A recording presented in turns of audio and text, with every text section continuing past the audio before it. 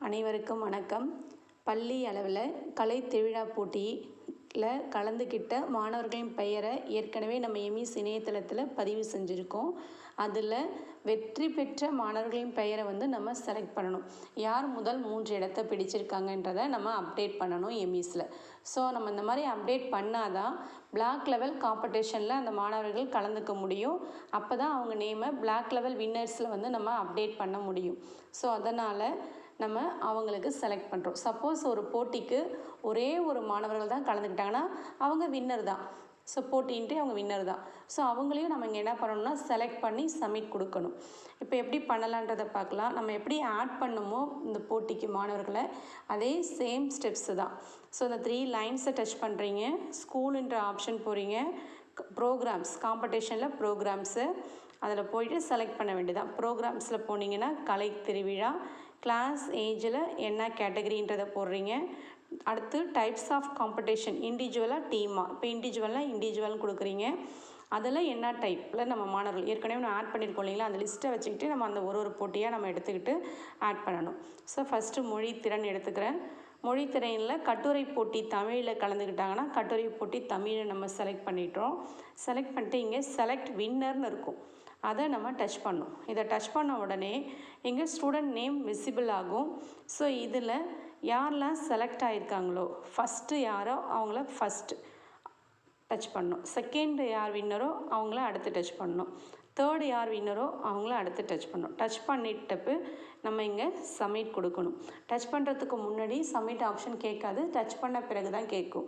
So இப்படி individual நம்ம select பண்ணுறோம். அப்போ டீம் எப்படி செலக்ட் பண்ணணும் அப்படின்னு பார்த்தீங்கன்னா, இந்த இண்டிவிஜுவல் இடத்துல டீம்ன்ற ஆப்ஷனை செலக்ட் பண்ணிக்கிறோம்.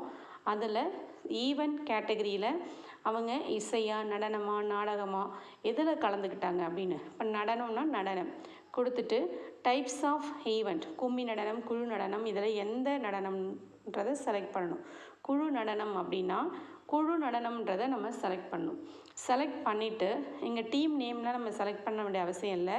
டைரெக்டாக செலக்ட் வின்னர் அப்படின்னு போனோம்னா இப்போது குழு நடனத்துக்கு பிஎஸ் பாய்ஸ்னு ஒரு டீம் மட்டும்தான் கலந்துருக்காங்க. அவங்க நேம் பிஎஸ் பாய்ஸ்ன்றது நம்ம கொடுத்த நேம் தான். ஒரு குழுவுக்கும் ஒரு டாபிக் நேம் கொடுத்துருப்போம் இல்லைங்களா. ஸோ இங்கே பார்த்தீங்கன்னா ஒரே ஒரு குழு தான் கலந்து வந்திருக்காங்க. அந்த ஒரு குழு நேம் மட்டும் காமிக்குது. ஸோ இவங்க தான் அப்போ என்னது நமக்கு வின்னர், ஃபஸ்ட்டு ப்ரைஸ். சப்போஸ் ஒரு 4-5 குழு கலந்துருந்தாங்கன்னா அந்த 4-5 குழுவில் யார் ஃபஸ்ட்டு, செகண்டு, தேர்டுன்றதை நம்ம செலக்ட் பண்ணணும். செலக்ட் பண்ணிவிட்டு இங்கே நம்ம சப்மிட் கொடுக்கணும். சப்மிட் கொடுத்ததும் பார்த்தீங்கன்னா இந்த selected winner list cannot be எடிட்னு அதிலே சொல்லிடுறாங்க பாருங்கள். அப்போ நீங்கள் சப்மிட் கொடுத்துட்டோம் ஒன்ஸ் அப்படின்னா அவங்கள திரும்ப நம்மளால் எடிட் பண்ண முடியாது. ஸோ இவங்க ஒரே ஒரு குழுனா கண்டிப்பாக அவங்க செலக்டட் தான். ஸோ அதனால் நம்ம இங்கே சப்மிட் கொடுத்துட்றோம். ஸோ இவ்வளோ தான். சப்மிட் கொடுத்ததும் பார்த்தீங்கன்னா இந்த செலக்ட் ஆப்ஷன் ரிமூவ் ஆகிடும். அதே மாதிரி ஒரு போட்டிக்கும் இப்போ நடனம் மட்டும் போடக்கூடாது. ஸோ இப்போ நடனத்தில் அடுத்த போட்டி இப்போ குழு நடனத்துக்கு பதிலாக இப்போ கிராமிய நடனம் அப்படின்னு நான் கொடுக்குறேன். ஸோ கிராமிய நடனத்தில் யாரெல்லாம் எந்தெந்த குழுலாம் பார்ட்டிசிபேட் பண்ணாங்க அப்படின்றதுக்கு செலக்ட் வின்னர் கொடுக்குறோம்.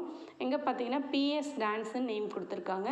ஒரு குழு தான் கலந்துருக்காங்க. ஸோ அந்த ஒரு குழுவையும் நம்ம என்ன பண்ணிக்கிறோம், செலக்ட் பண்ணிவிட்டு சப்மிட் கொடுத்துட்டு இங்கேயும் சப்மிட் கொடுத்துட்றோம். ஸோ இதே மாதிரி நம்ம பள்ளியில் எந்தெந்த போட்டிக்கெல்லாம் மாணவர்கள் கலந்துருந்தாங்களோ அத்தனை போட்டியும் நம்ம இங்கே அப்டேட் பண்ணணும். அவ்வளோதான். தேங்க்யூ.